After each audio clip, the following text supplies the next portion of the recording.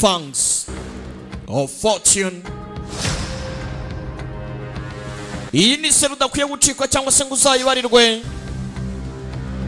Bizajya bibera ku gasobanuye-times.com. Bwira mugenzi we ntimuzacikwe.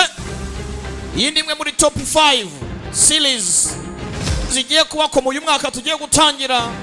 Ubundi muzabe mumbwira ibindi. Fata telefone yawe ujye muri Google Chrome yawe wandikemo agasobanuye-times.com. ubundi downloading iyi seri nta ndayumujinya nta uguhagaze hejuru nta n'ukwishyuza. Muzaba munshimira nyuma. Aka kiswe Fangs of Fortune. Ibyo byose nibyo muzabonamo. Bidagurete de musobanuzi.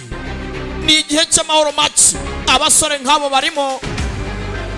Ntukwiye gucikwa n'undi ntacikwe. Website ni ubuntu. Genda tukarebe. Kandi mbibutsa gukora subscribe kuri YouTube channel yacu yitwa Gasobanuye Times. Ibintu n'ubutamu bimeze bite? Porampora.